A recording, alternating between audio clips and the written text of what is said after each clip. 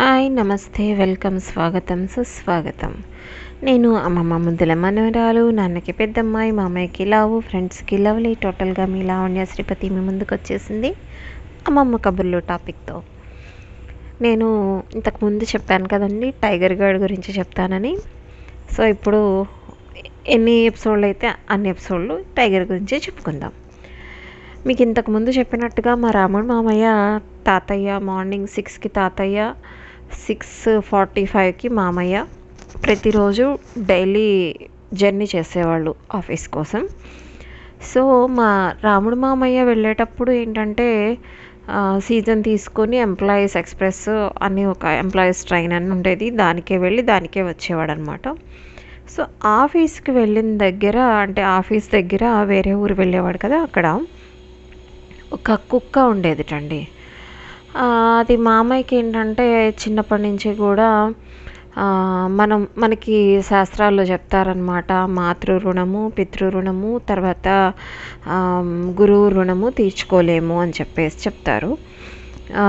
తర్వాత వచ్చేసి భూత రుణము, ఋషి రుణము, దేవ రుణము కూడా మనం తీర్చుకోగలగాలి అంటారు. ప్రతిరోజు ఇవి కూడా చెయ్యాలి పనులు అంటారు. ఋషి రుణము అంటే కనుక వాళ్ళు ఋషులు చెప్పిన వేదంలో నుంచి వచ్చిన స్తోత్రాలు అవి ఉంటాయి కదండి, మనం నిత్యం చదువుకునేది ఏదో ఒకటి, ఆదిత్య హృదయం ఏదో ఒకటి, దుర్గా అమ్మవారికి, లక్ష్మీదేవి, ఇట్లా ఏదో ఒకటి చిన్న శ్లోకమో స్తోత్రమో ఏదో ఒకటి. సో అలా వాళ్ళని తలుచుకొని మన వంశ ఋషుల్ని తలుచుకోవడము, వాళ్ళు చెప్పిన ఇవి చేసుకోవడము అంటే ఋషి రుణం తీర్చుకోవడం. ఇక దేవతా రుణము, దేవ రుణము అంటే కనుక రోజు దేవుడికి మనకి అన్ని సవ్యమైన జీవితం ఇచ్చినందుకు. ఎంత అసభ్యమైన జీవితం, అందులో అందరికీ లోటుపాట్లు లేకుండా మొత్తం అన్నీ కుదిరేది ఎక్కడ ఉండదు, అందరికీ తల ఒక లోటుపాటు ఖచ్చితంగా ఉంటుంది. సో అట్లా అయినా సరే మనకి ఇచ్చిన దాన్ని ఖచ్చితంగా మనకంటే తక్కువగా ఎంతమంది ఉన్నారో చూసుకుంటే మనకు అర్థమవుతుంది. కాబట్టి మనం అలా దేవుడికి నమస్కారం ప్రతిరోజు చేసుకుంటాం కాబట్టి దానివల్ల ఏంటంటే దేవుడికి స్తోత్రాలు, పూజ, దీపారాధన సంథింగ్ ఏదో ఒకటి, లేకపోతే కనీసం వరలక్ష్మి వ్రతం ఇలాంటివన్నీ చేసుకుంటాం కదా. సో అది దేవరుణం తీర్చుకోవడం. ఇంకా భూత రుణం అంటారు. భూత రుణం అంటే ఏదేదో దయ్యాలు భూతాలు కాదు, మన చుట్టుపక్కల ఉన్న జీవరాశులు అంటే కాకులు, పక్షులు, వీధిలో కుక్కలు ఉంటాయి కదా అవి, వీటన్నిటి రుణము కూడా తీర్చుకోవడం అనమాట.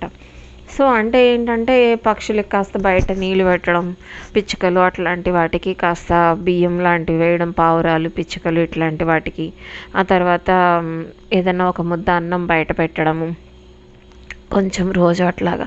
అలాగే మిగిలిపోయిన అన్నాన్ని ఇప్పుడైతే ఫ్రిడ్జ్లో పెట్టుకొని మనమే తింటున్నాం. ఒకప్పుడు అలా కాదండి, ఏ రోజుకి ఆ రోజు మిగిలిపోయిన అన్నాన్ని బయట కుక్కలకి వేసేవాళ్ళు, వీధి కుక్కలకి. అవి ఖచ్చితంగా విశ్వాసంగా ఉండేవి. మన ఇళ్లల్లో పెంచుకోవడం ఎక్కువైపోయింది రోజుల్లో, కానీ ఒకప్పుడు అలా ఏమి ఇళ్లల్లో పెంచుకునేవాళ్ళు కాదు. బయట వీధి కుక్కకి వేస్తే ఖచ్చితంగా అది విశ్వాసంగా ఉంటుందన్నమాట.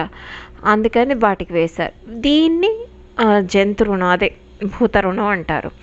సో మా మామయ్యకి ఫస్ట్ అన్నం పెట్టగానే కంచంలో నుంచి తీసేసి పక్కన ఒక ప్లేట్లో పెట్టేసి బయట పిట్టలకి వాటికి పెడతాడు. ఆ అలవాటు ఉండేది. అట్లా ఏమీ లేవనుకోండి, కాస్త కుక్కలు కనిపిస్తే వాటికి కూడా ప్రతిరోజు పెట్టే అలవాటు ఉందన్నమాట బయట. సో అలాగా ఆఫీస్లో కూడా ఒక కుక్క ఉంటే దానికి రోజు తన దాంట్లో నుంచి తీసి ఫస్ట్ పక్కన పెట్టేసేసి దానికి పెట్టేశాకే మా మామయ్య తినేవాట. ఈ విషయం మా అమ్మమ్మకి తెలిసి కొంచెం ఒక బాక్స్ ఎక్కువ పెట్టి పంపించేది. అలా ఒక కుక్క అలవాటైందండి మా మామయ్యకి. కొన్నాళ్ళకి అదేం చేసిందంటే, కొంత పిల్లల్ని కంటాయి కదా, 3, 4 అట్లా పుడతాయి కదా వాటికి, కన్నప్పుడు ఆ పిల్లలకు కూడా ఏదో అట్లా పెడుతూ ఉండేవాట.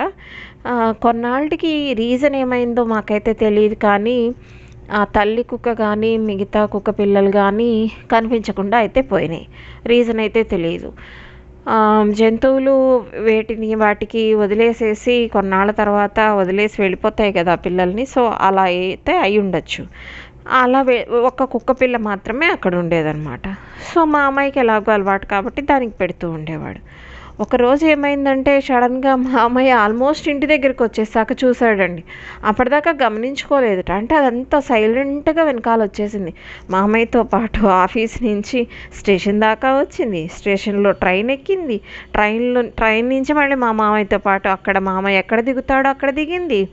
అక్కడి నుంచి ఇంటి దాకా కూడా వచ్చేసింది. ఇంటి దగ్గరికి వచ్చి గేట్ కొట్టేటప్పుడు మామయ్య లోపలికి వచ్చి తలిపే అప్పుడు చూసామన్నమాట. అరుస్తోంది అప్పుడు చిన్నగా, చాలా చిన్న కుక్క పిల్లండి. సో అప్పుడు చూశాడనమాట మామయ్య. చూసి దాన్ని గుర్తుపట్టేసి ఇదేంటి ఇది ఇక్కడికి వచ్చేసింది అని చెప్పంటే ఇంకా ఆ పూటకి ఏమైందంటే ఇంకా లోపలికి ఇంకా తీసుకొచ్చేసారు. ఎందుకంటే పెద్ద కుక్కలు ఏంటంటే ఇలాంటి వాటి పిల్లలు కాని వాటిని చంపేస్తాయని మా అమ్మమ్మ అంటూ ఉండేది. మరి అది ఎంతవరకు నిజమయ్యే ఉంటుంది కదా. అందుకని ఏంటంటే ఆవిడ ఏం చేశారంటే సరే దాన్ని లోపలే ఉండనియమని చెప్పేసి ఉంచేశారనమాట. అదే టైగర్. అలా వచ్చింది అది మా ఇంటికి. సో ఈ రోజుకి వీడియో అయితే వీడియో లైక్ చేయండి, షేర్ చేయండి, ఛానల్ని సబ్స్క్రైబ్ చేయండి. Thanks for watching. టాటా.